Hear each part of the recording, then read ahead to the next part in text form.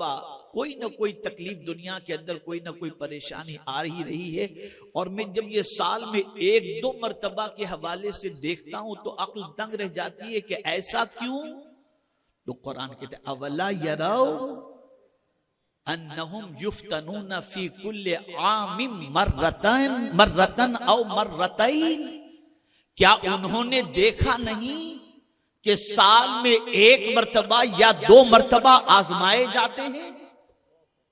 क्या नहीं देखा उन्होंने? साल में 1 मर्तबा या 2 मर्तबा आजमाए जाते हैं, और आजमाइश के बावजूद भी सुम्मा ला यतूबून, फिर भी वो तौबा नहीं करते, वला हुम यज़्ज़करून, और नसीहत हासिल नहीं करते।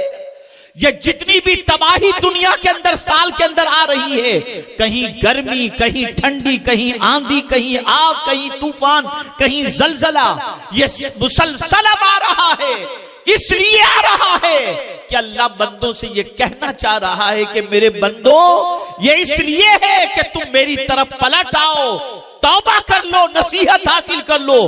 तुम बड़े नहीं हो, मैं बड़ा हूं, मेरी ताकत सबसे अफजल व आला है और बड़ी है। लेकिन बंदे का हाल इतना गंदा है कि सब कुछ देख करके भी पलटने को तैयार नहीं, सब कुछ देख करके भी तौबा करने को तैयार नहीं, टाल मटोल कर रहा है।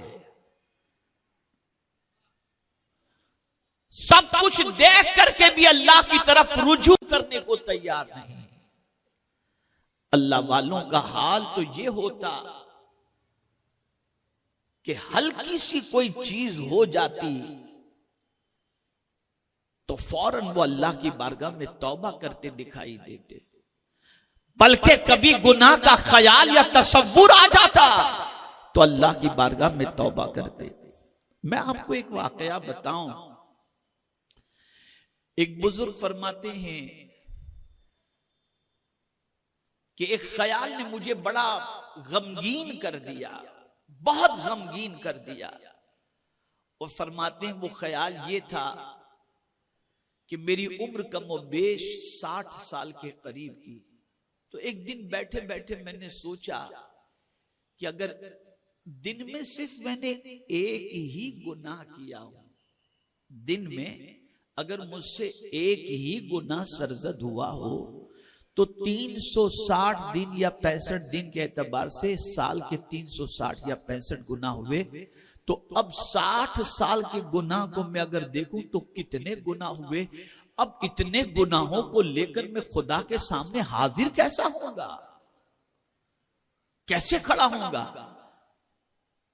बस ये तसव्वुर आया और ये ख्याल आया। इस ख्याल के आते ही कि अल्लाह के सामने मुझे हाजिर तो होना ही है, पलटना तो है ही, आज नहीं तो कल, जिंदगी में नहीं तो मरने के बाद उसकी तरफ तो पहुंचना है। मैं उसको मुंह कैसे दिखाऊंगा। इस तसव्वुर के आते ही गिर पड़े और उनकी रूह परवाज कर गए, परवाज कर गए।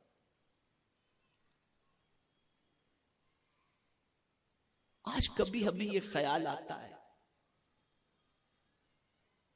हमारी तो कोई चीज या कोई मर जाए हमारे रिश्तेदारों में तो हम इन्ना लिल्लाहि व इन्ना इलैहि राजिऊन पढ़कर ये कह देते हैं कि हम अल्लाह के लिए और लौट कर उसी की तरफ जाना है।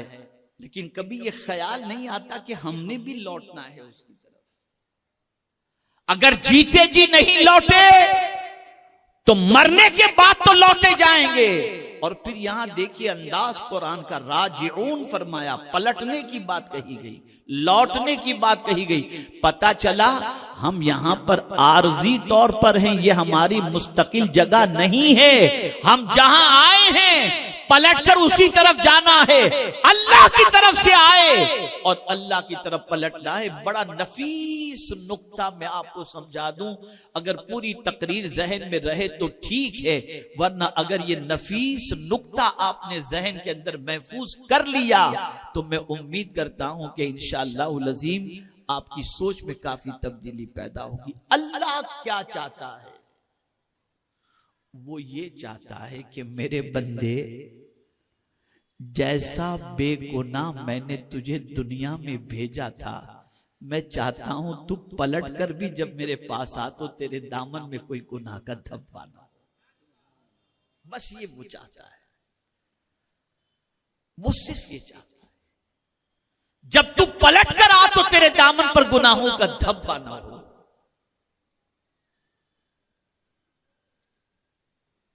मेरे प्यारे आका सल्लल्लाहु अलैहि वसल्लम के प्यारे दीवानों, अब वो लोग जो अल्लाह की फरमाबरदारी में पूरी जिंदगी गुजारते हैं और नेकियों में जिंदगी गुजारते हैं, तो जिस तरीके से आयत में मैंने आपको सुनाया कि व अनीबू इला रब्बिकुम फरमाया गया, अपने रब की तरफ लौटो।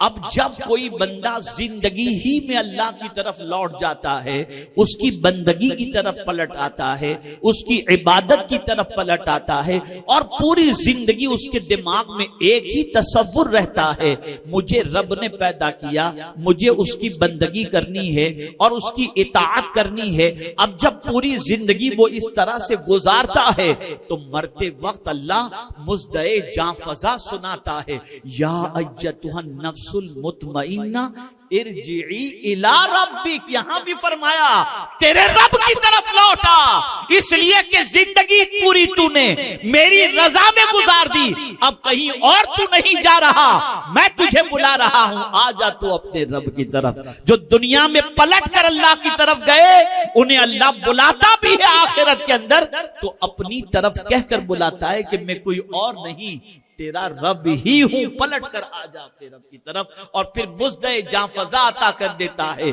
फदखुली फी इबादी वदखुली जन्नती, मेरे बंदों में दाखिल हो जा और मेरी जन्नत में दाखिल हो जा।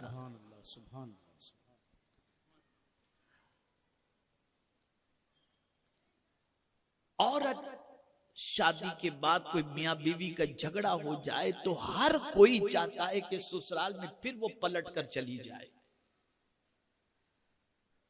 मीडिएटर बीच में लाए जाते हैं, ये मुसलसल घर में रहे ये अच्छा नहीं है, तलाक वाक़े हो ये भी अच्छा नहीं है, खुला का मामला हो ये भी अच्छा नहीं है, ये पलट जाए अपने घर की तरफ, चली जाए अपने ससुराल वालों की तरफ, अपना घर बर्बाद होने से बचा ले। ये हर जिम्मेदार कोशिश करता है और हर आदमी ये फिक्र करता है। हाँ, आज के दौर के अंदर बाज नादान माँ बाप और बाज नादान बच्चियां जो है वो अकड़ जाती हैं और कहती हैं नहीं नहीं हमको तो नहीं जाना, और फिर पूरी जिंदगी रोती रहती हैं, बच्चे फिर इधर उधर बड़े होते रहते हैं और बर्बाद हो जाते हैं।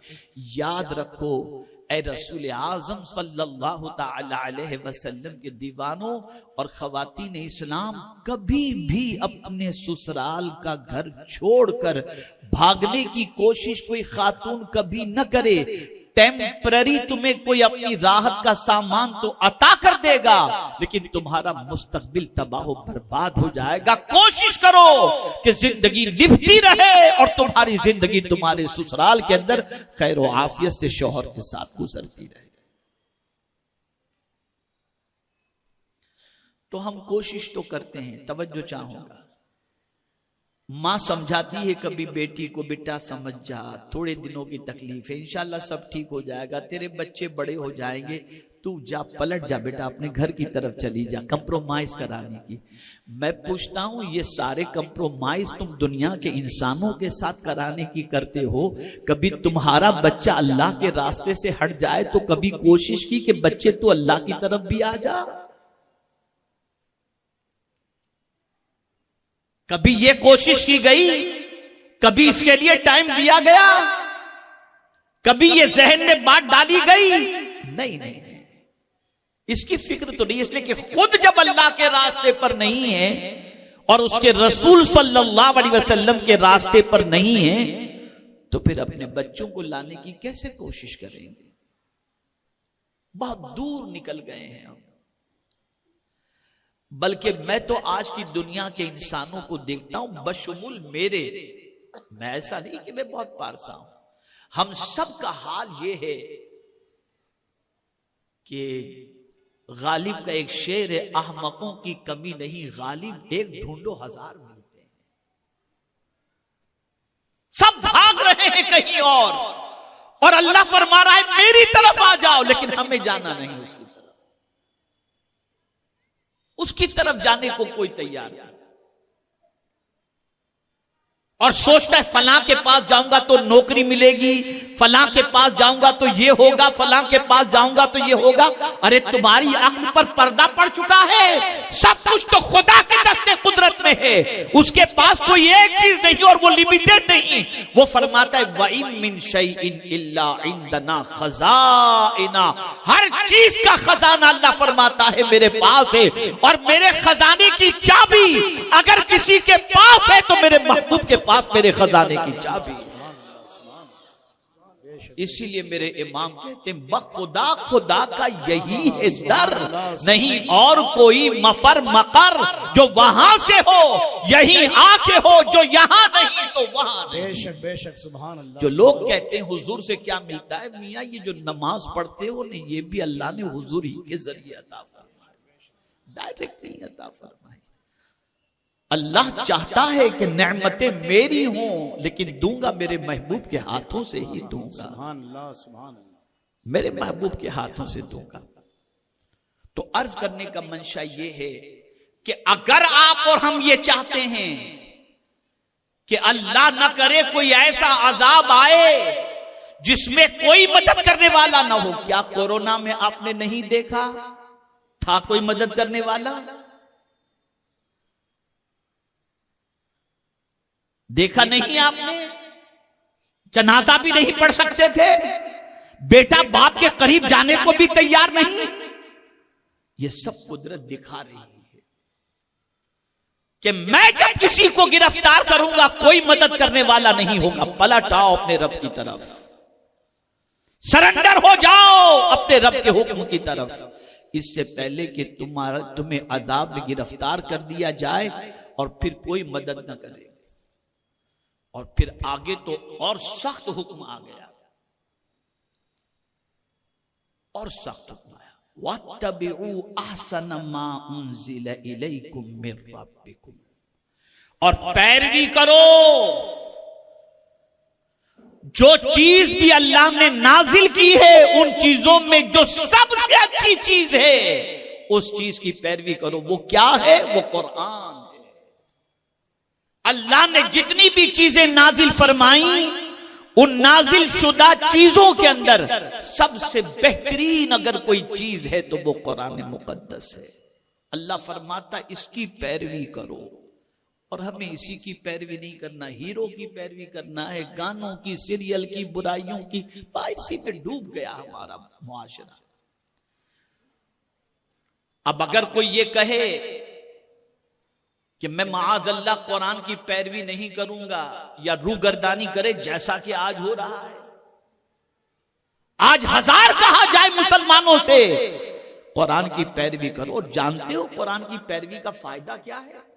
खुदा की कसम अगर कोई कुरान की पैरवी करे ना तो उसे अल्लाह से रहमो करम की भीख मांगने की जरूरत भी नहीं पड़ेगी, बगैर मांगे वो रहमो करम की बारिश नाजिल फरमाए, जैसा कि खुद उसने कुरान में फरमाया, वहाज़ा किताबुन अंज़लनाहु मुबारकुन फत्तबिऊहु वत्तकू लअल्लकुम तुरहमून।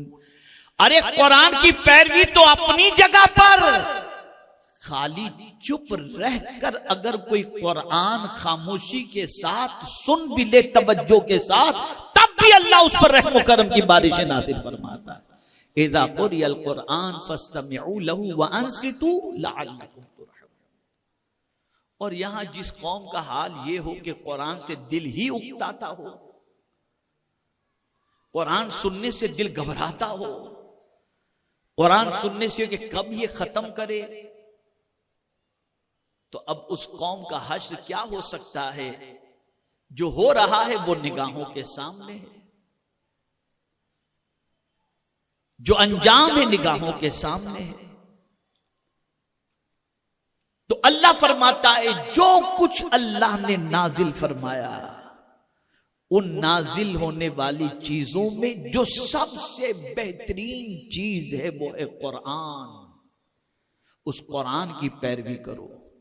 ये कुरान नाजिल ही इसलिए किया गया कि इसकी पैरवी की जाए। कभी आपने सोचा कि इससे पहले की आसमानी किताबों की हिफाजत का जिम्मा अल्लाह ने नहीं लिया? इस किताब की हिफाजत का जिम्मा क्यों लिया?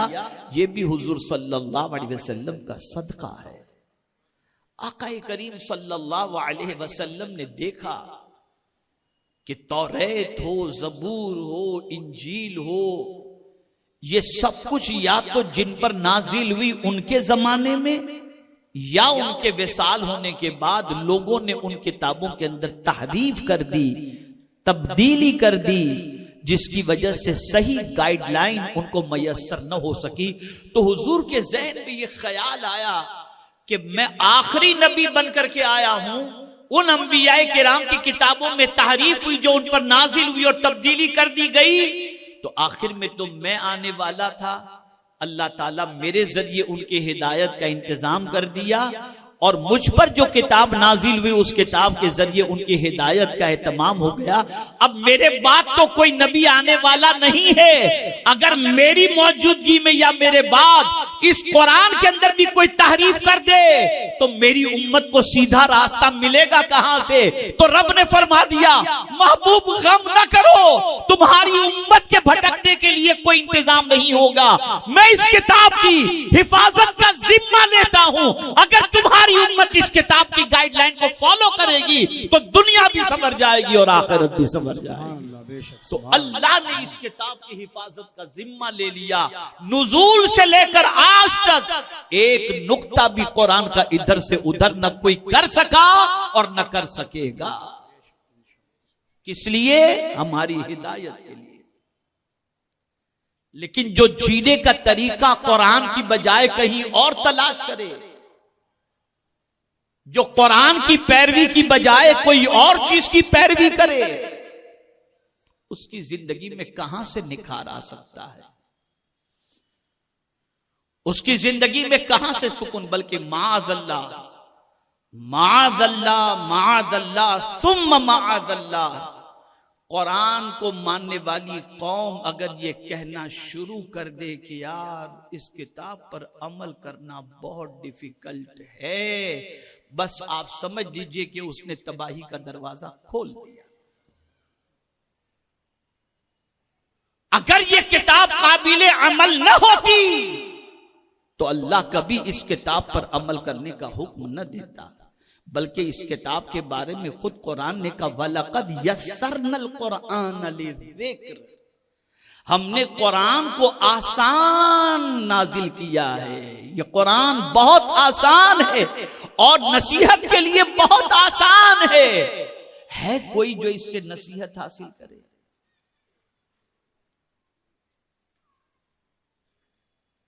जरा सहाबा के दौर का जायजा लो तो सहाबा कहते हुए नजर आते हैं कि ऊंट की रस्सी भी गुम जाए तो हम उसे कुरान से तलाश करते थे। क्यों? इसलिए कि वो कुरान की अजमतों के मुअतरिफ थे और जानते थे कि ये किताब क्या है। हम तो इस किताब को सिर्फ मानते हैं और इस किताब को अल्लाह की आखिरी किताब तस्लीम करते हैं, लेकिन इस किताब की मानने के लिए हम तैयार नहीं। अब अगर कोई अकड़ गया, जैसा कि मैंने वअनीबू के बारे में कहा कि अगर कोई पलटने के लिए तैयार नहीं, अल्लाह के हुक्म के सामने सर रखने के लिए तैयार नहीं, तो ऐसे अजाब में अल्लाह गिरफ्तार करेगा कि फिर कोई मदद करने वाला नहीं होगा। और फिर यहां अल्लाह ने और थोड़ा सा सख्त हुक्म अता फरमाया और फरमाया, वत्तबिउ अहसन मा उनज़िला इलैकुम मिर रब्बिकुम, जो कुछ अल्लाह की तरफ से नाजिल हुआ उनमें जो सबसे अच्छी चीज है उसकी पैरवी करो, यानी कुरान की। क्यों? अगर पैरवी नहीं करोगे तो क्या होगा? वत्तबिउ अहसन मा उनज़िला इलैकुम मिर रब्बिकुम मिन क़ब्ल अन यातियकुमुल अज़ाब बग़ता, इससे पहले कि तुम पर अल्लाह का अजाब अचानक आ जाए।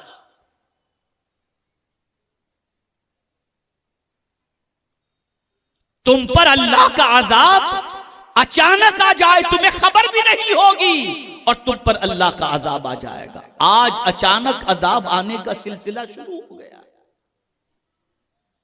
खबर भी नहीं होती और पता नहीं क्या क्या हो जाता है। ये अचानक आदमी के बनाए हुए मंसूबे धरे के धरे रह जाते हैं, उसकी प्लानिंग धरी की धरी रह जाती है, उसका सारा मंसूबा धरा का धरा रह जाता है। वो ख्वाब में भी नहीं सोचता कि कल ये होने वाला है और अचानक हो जाते। क्यों?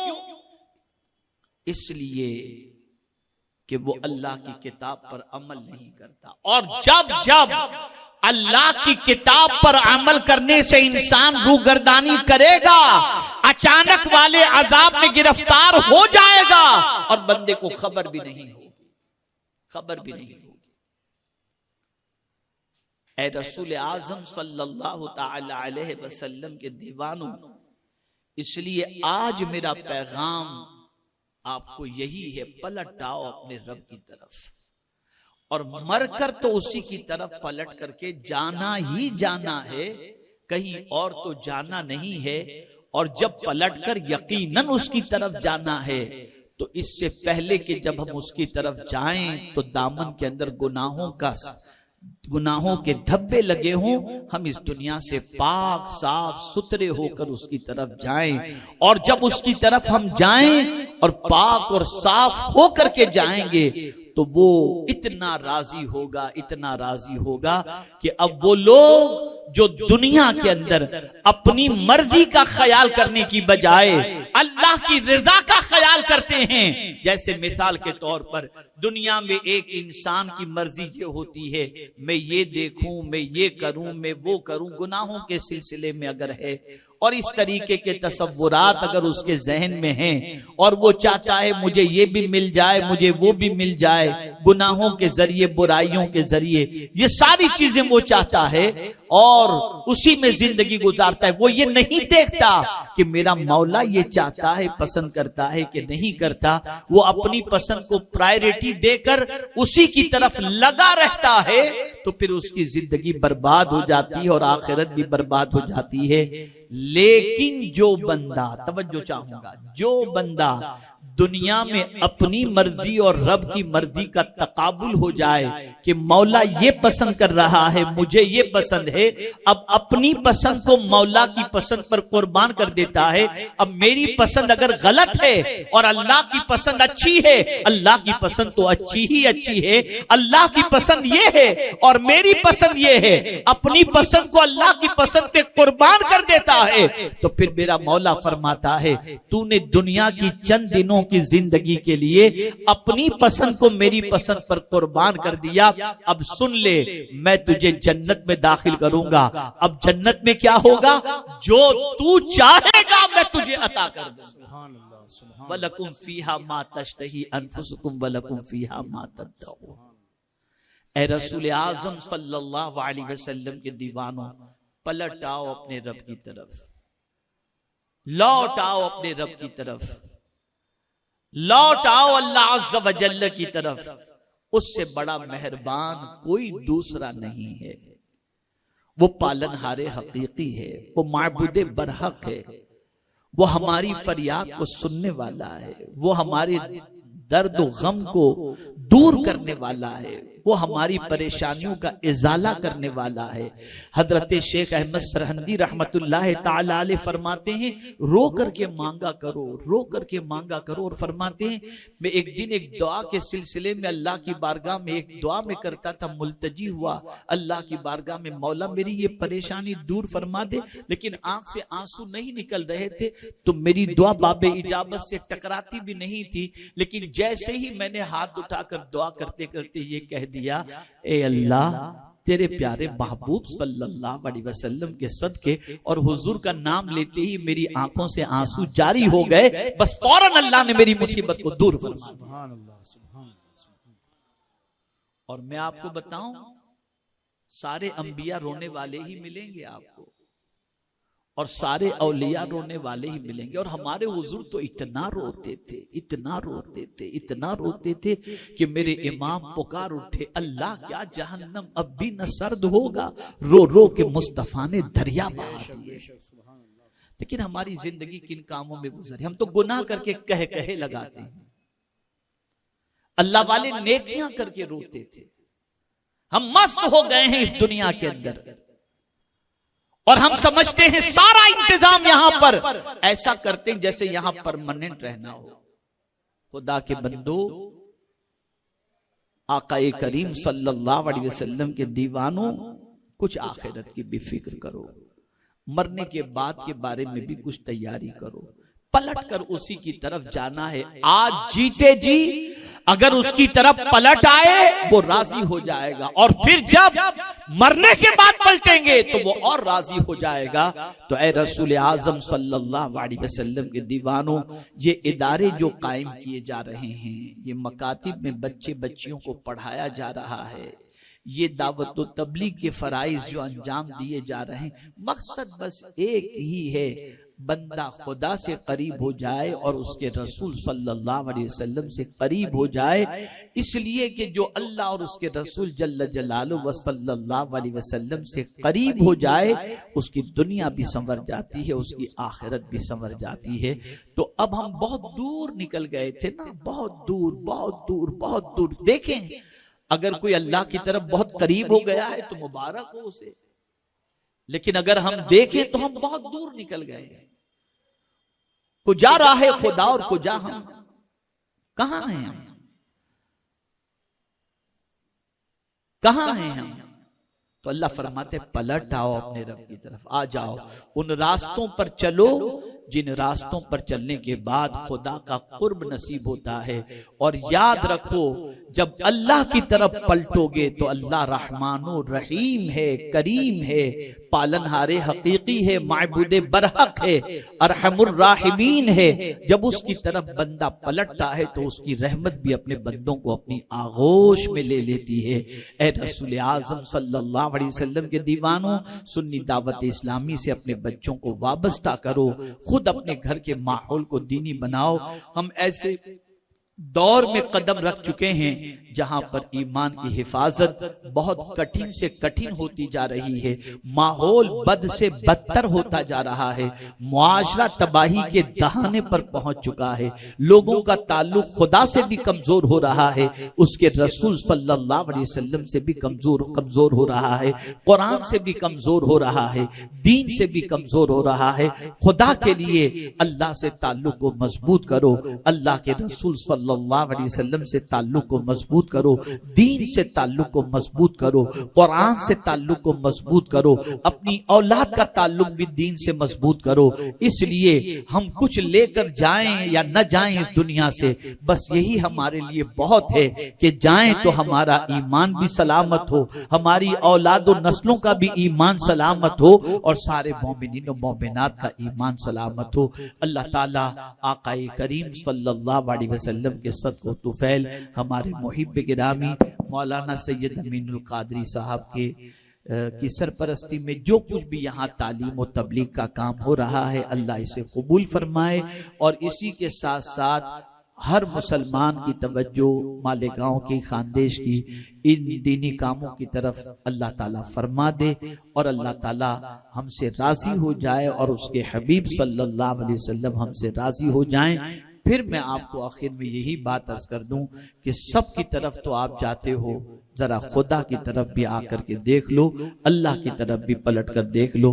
अल्लाह ताला आकाए करीम सल्लल्लाहु अलैहि वसल्लम के सदक़ो तुफैल हम सब पर करम की नजर फरमा।